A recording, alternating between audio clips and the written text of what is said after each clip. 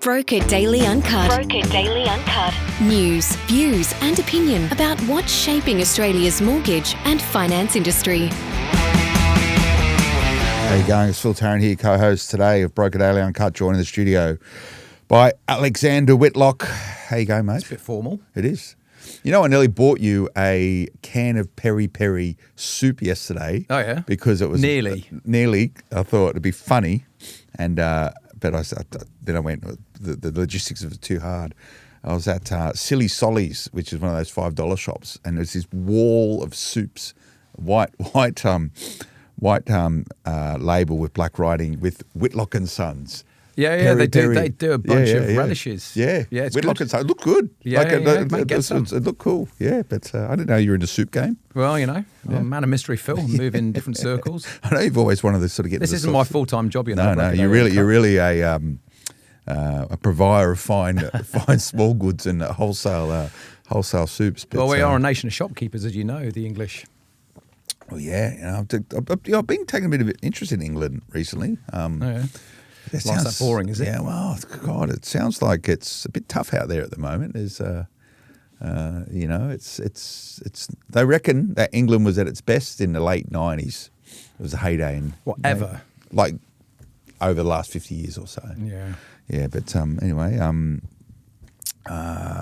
what's been going on in mortgages? Well, I can't claim to know everything that's going on in mortgages. I will maybe talk about it a little bit later. One of the banks has come out and announced a big campaign to back brokers. We've seen this before, and it's always a good thing. I like to see the banks coming out and recommending that or recognising that borrowers want to use a broker. So I noticed that. I also had a quick look at the auction rates, and there's rarely anything of any major interest, but I am seeing sort of just steady returns in particularly Melbourne. It's getting up into sort of the mid-high 70s, and Sydney was pretty solid, sort of, you know, lower mid-70s. I don't know, you're obviously better engaged than I am with the market through Smart Property Investment, the podcast, and the people you talk to there. What's the sort of general feeling? I get a sense that the property market is warming up. It's certainly warming up in Melbourne. It depends which buyer's agent you speak to or which sort of property pundit, but some would say that it's really early days, and other commentators would say it's been the best kept secret for quite some time, Melbourne, and people have been buying down there for a good 9 to 12 months and getting really good stuff, saying it's already moved. Some of these markets have already moved. Yeah, without doubt. By 100K. I had a chat. You saw them when they were in the studio. Ben Kingsley, Bryce Holdaway from Empower Wealth. They've just launched their, I think their third book, How to Retire. There it is up there. How to Retire on $3,000 a week. Pretty good and informed stuff. And they're the sort of commentators you sort of tune into. We did a sort of co-podcast with Smart Property Investment and the Property Couch, and but they've been at it for 10 years. We've been at it for 10 years, and between the three of us, with 30 years of property podcasting.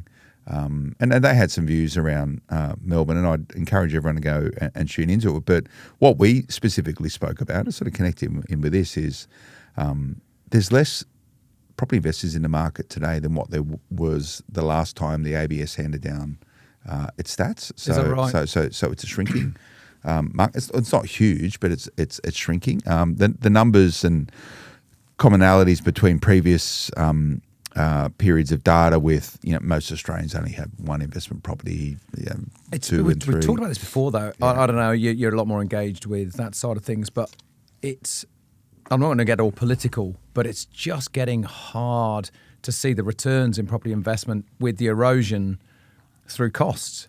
Oh, that was the sentiment, and people, and it's already been called out. This is, is it crisis point? Well, one side of the ledger would argue it's a good thing because there's more first-time buyers in the market. Yeah, but you've got to remember there's always going to be a rental market, and rental markets are furnished by property investors, whether you like it or not. That is where a large chunk of the rental market comes from. And Phil, you'll know through our connectivity through REB and through the real estate industry, there is a crisis about, sort of amongst property managers about finding enough residential property to house tenants looking for somewhere to live, and as investors sell out or don't come in and provide that chunk of the marketplace, it is a crisis for Australia.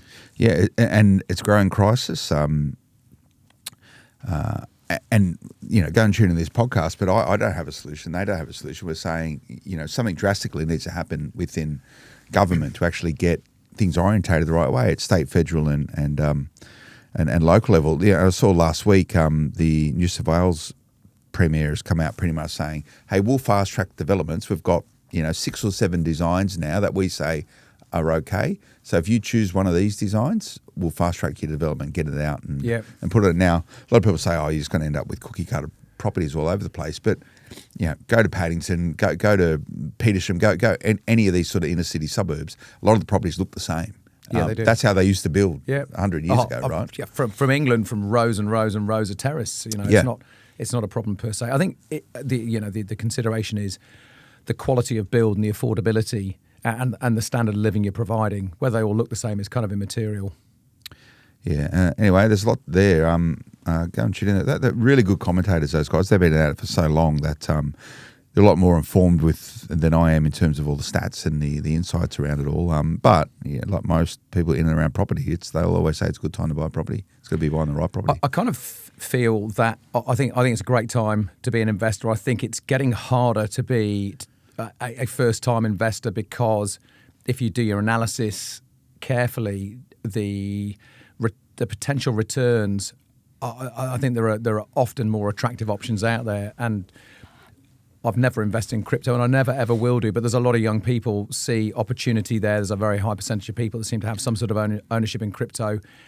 And I just think that looking at the property market with all of the pain that you have to go through to secure an investment property, with all of it's a long process as well. People have a short attention span, and you can potentially get better returns much more easily, potentially. So I just worry a little bit about how attractive it is to people entering the market. I think for experienced and established investors, I think the market looks very, very good, but it's an administratively hard path to navigate these days. So you've got to have a genuine long-term vision.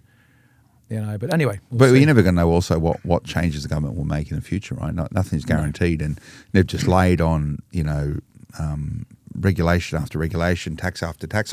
I saw they pull back, these changes in New South Wales, for example, for property investors, quite sort of draconian requirements for property investors and more empowering the tenants more, which I'm okay with. I think tenants should have some level, but they actually haven't implemented they pulled back some of the recommendations around it, which were, one of them was, you can the idea being that you could evict your tenants on the basis of doing a renovation, but you had to show proof of the renovation. So you had to show all the plans and, costings and all that sort of stuff. Now they've just got, you don't need to do that anymore. So this thing will just swing in roundabouts. The tenants will gain some greater clout or swing back to the landlord or the property investor. But, most likely the weight's going to be on the tenants. But crypto is really interesting, and we'll have a chat about that. But we'll just go to a quick break. Stay with us back in a moment. Welcome back. Broker Daily Uncut, Phil Tarrant, Alex Whitlock. Now, chat about crypto. Now, crypto versus property investment, it's administratively probably a lot easier to hold, and you don't need to massage and manipulate it, as long as you can remember your passwords to get into wherever you hold your crypto. But this is the thing. A lot of people, many people are buying crypto, investing in crypto. Some of it very speculative, some of it very structured. But it's a popular and easy way to invest. It is a popular and easy way to invest, and as you would expect, people are now looking at as an asset and how that could be leveraged. Well, it's a story here written by our colleague Jack Campbell last week. Crypto-backed home loans launching Australia. And I don't know if that's right. A crypto-backed home loan is something very different to paying off your home loan with crypto. Yeah. But, this is still pretty early days. And it says Australia's first crypto-backed home loan is launching after emerging Victoria's in a court case with ASIC. So it's called Block Earner. Will become the first to offer Bitcoin-backed home loans in Australia.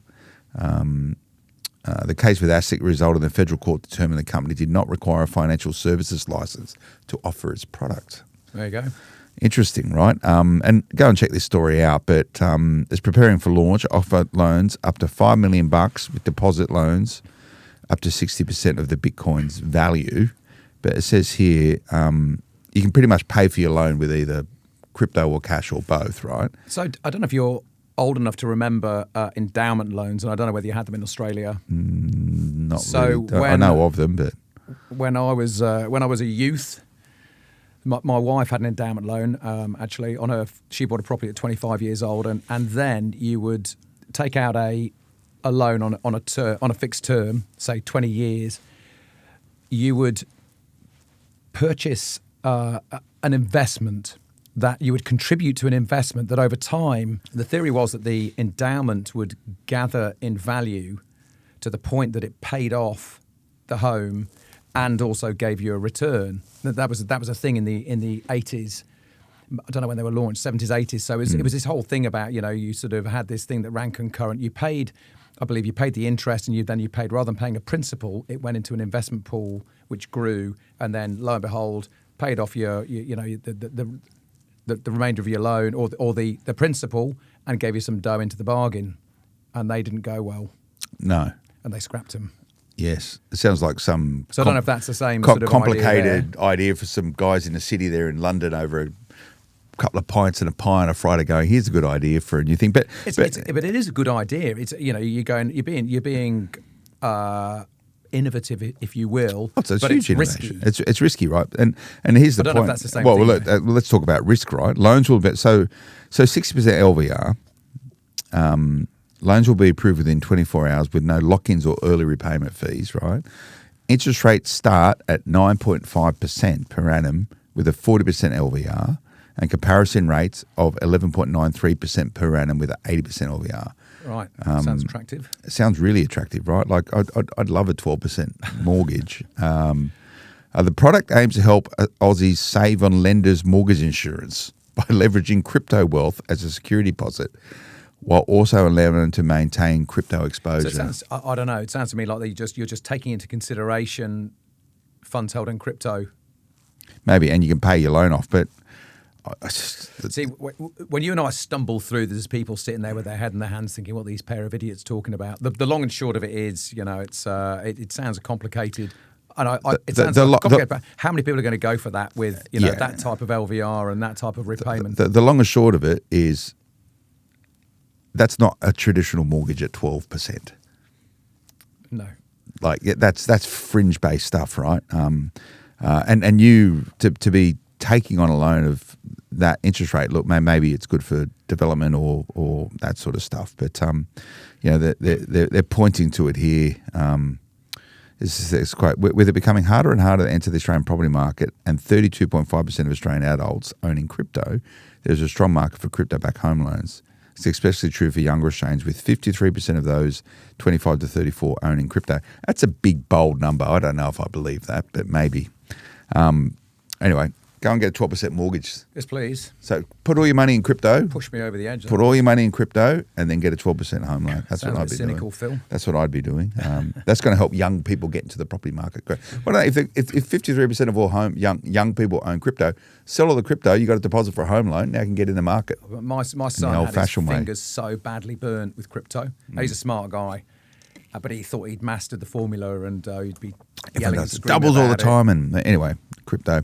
On another note, on a slightly more traditional trajectory, I noticed I got a press release through this morning from Macquarie Bank saying that they're running a campaign to back brokers, which is good to see. They do that from time to time, don't they? Yeah, well, various banks, NAB's run campaigns, so you run pretty consistently going back a few years ago, and look, it's good to see. Banks outwardly backing brokers. They're quoting figures of 75% of borrowers choosing to use a broker, which I think is probably consistent with the MFAA data. It's good to see. It's interesting as well when you do have, or not so much, I haven't heard anything, to be honest, within the last 6 months or so, but you have had a number of banks talking about the cost of distribution through the broker channel. There have been a couple of sort of concerns raised about the profitability of broker loans. So for Macquarie Bank to come out and say, hey, if you're looking for the best outcome, choose a broker. That's good news. So Macquarie always seem to rank pretty well in the research out of companies like Agile and as reported on Broker Daily.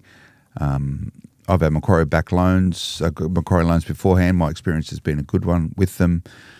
So they do a lot of things right, but they just never really it feels like they don't have a big exposure in them. Like they're not really active. It's just they seems very closed doors at Macquarie Bank. Yeah, I don't think they're too worried about getting engaged with the media. They don't sort of do a great deal to sort of get involved with our brands. But I think that they're and you can't please all the people all the time. And there are some brokers that don't particularly like dealing with Macquarie, but there are plenty that do. I've got a number of Macquarie loans that certainly for the customer interface with them, they're very, very good. Their online presence is very good from a transactional banking perspective. And I believe that they are consistently very quick at turning around, decisions, which is obviously very important for brokers when looking for the right outcomes for their borrower. But it's just good to see banks getting out there. It's a good move from Macquarie. And just quickly, also, I'm on the brokerdaily.au website, and I see an advertisement here for the Australian AI Awards. Oh yes, yeah, that looks like it's just launched. Principal partner AWS. That's obviously a whole of momentum initiative. I think there's some categories there specific for mortgages as well, innovation in and around there. So all those organisations that are out there obviously looking to support greater productivity and connectivity across third-party distribution, I'd certainly be having a look at that. But there's a story here I want to quickly chat about. Let's go to another break. Stay with us. Back in a moment. Welcome back. Phil Tarrant, Alex Whitlock, Broker Daily Uncut. Now, story here, and this is a pen by G. Tagger, who is a broker from a company called Archer Wealth, saying a really good niche to target as a mortgage broker, divorces. Yeah, well, says it's good business. I would imagine so. You look at the statistics around divorces or sort of separations; they're pretty. 49,000 divorces in Australia in 2023. Right? Yeah. You know what? As a niche, I'd not really sort of particularly consider, but it's not really a niche, is it? It just caught my attention. It's not really a niche, but his argument here is divorces have built-in urgency. The properties are often high value. This is the reasons why you should be concentrating it. The emotional trigger. It means that people want a fresh start really quickly, so they're decisive, I would imagine. Referrals could snowball. So, I think, it's a painful time, and you can be a part of a pretty valuable solution. If you're a skilled operator, I know accountants play a key role in that, but if you're a skilled operator, you can, being really a skilled operator is really understanding, is having that EQ, helping navigate through a very, very, very difficult time. There's not many divorces that are painless. Yeah, no, there we go. There's this untapped niche. You know what? You think statistically about the number of sort of breakups that there are, and they're pretty high these days. Yeah, there you go. I've never really thought about it as a niche, but that's the 4 Ds in property: debt, divorce, debt, and distress, or something or other. Yeah. Whatever it is. Double debt. Debt, divorce, death. Distress maybe is the fourth one. So this is normally a trigger for people taking action. Anyway, there you go. All right. That'll do us for today. All right. That's nice, short and sweet. Nice and short and sweet. Lots going on in the background, and we'll have some stuff to report on shortly. And if you've if anyone tuning in has any insights or opinions, particularly around crypto and crypto-based lending, do get in contact. You can contact Jack at editor@brokerdaily.com.au. Thanks for tuning in, everyone. We'll be back next week with Broker Daily Uncut. Until then, bye-bye. The information featured in this podcast is general in nature and does not take into consideration your financial situation or individual needs and should not be relied upon. Before making any investment, insurance, tax, property or financial planning decision, you should consult a licensed professional who can advise whether your decision is appropriate for you. Guests appearing on this podcast may have a commercial relationship with the companies mentioned.